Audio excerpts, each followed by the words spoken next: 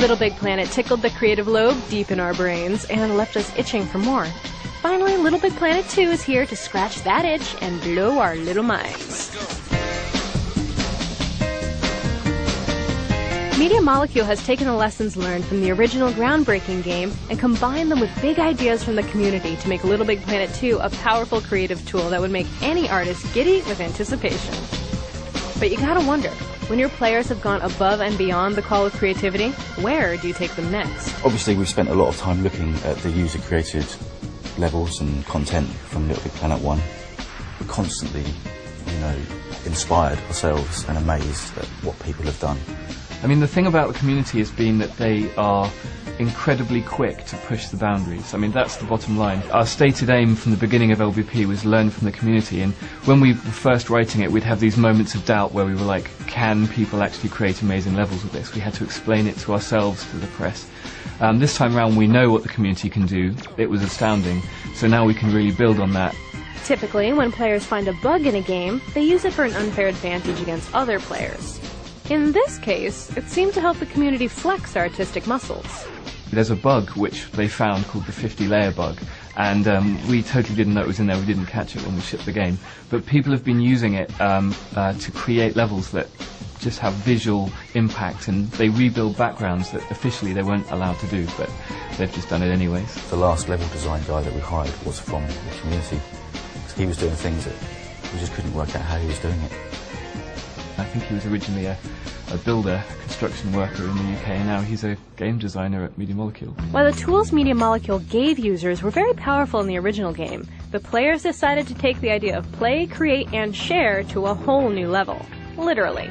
With Little Big Planet, there was a tiny minority of brilliant creators who basically bent the rules and created shooters and arcade games and not just platformers. Because when you think of LBP1, most people see a platformer.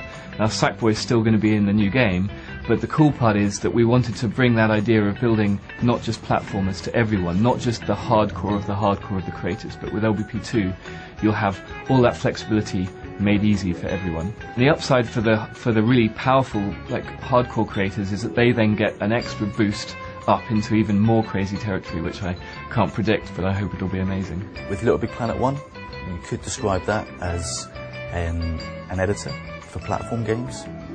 With Little Big Planet 2, we actually want to make it a platform for games. We want to broaden what's possible with the tool. It's still going to cater for and build upon what we had before, physics, platform type games, but it isn't just platform games now. You can create a racing game, or a shooting game, or a fighting game, or a game that doesn't even have a definition yet.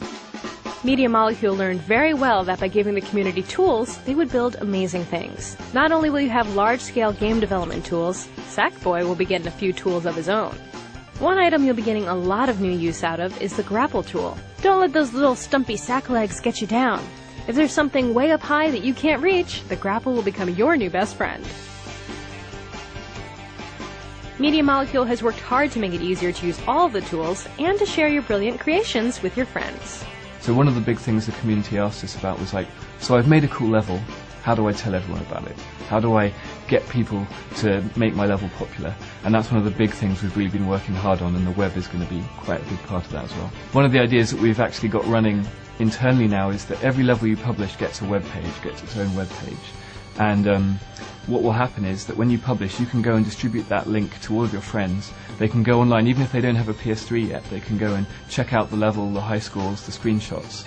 And then from the web, they can then connect it back to their PS3, so they can be browsing the web at work or on their lunch break and click loads of levels they like the look of, and when they come back to the PS3 and the PlayStation Network, they'll be able to see all of those levels ready queued up to play. So it's finding ways to close that loop so that players can find the good stuff. But don't worry, it's still going to be the same Little Big Planet universe you know and love, just way more advanced.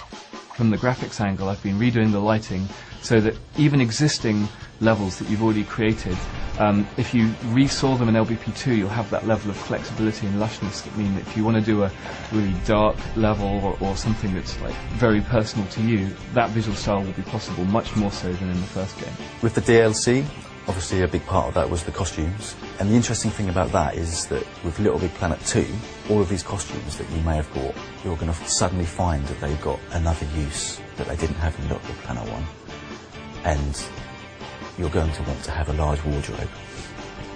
Indeed you will. That's right, you won't be the only sack in need of some style and threads. In LBP2, you'll be able to create, resize, customize, and program your own AI sack bots that will follow your every command. And since most people play Little Big Planet's multiplayer, you can bet that there will be tons more features for you to play Little Big Planet 2 with your friends.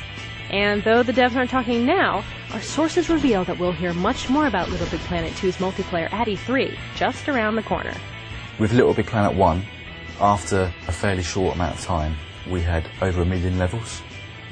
And the aim with Little Big Planet 2 is that in a similar amount of time, we'll have over 1 million games. That's the dream. Little Big Planet 2 promises to give you and your friends easier and more powerful tools to play, create, and share your genius levels. And now, even games. And we can't wait to see what kind of amazing stuff you come up with. For more in-depth coverage of Little Big Planet 2, be sure to pick up the August issue of PlayStation, the official magazine, on newsstands June 29th.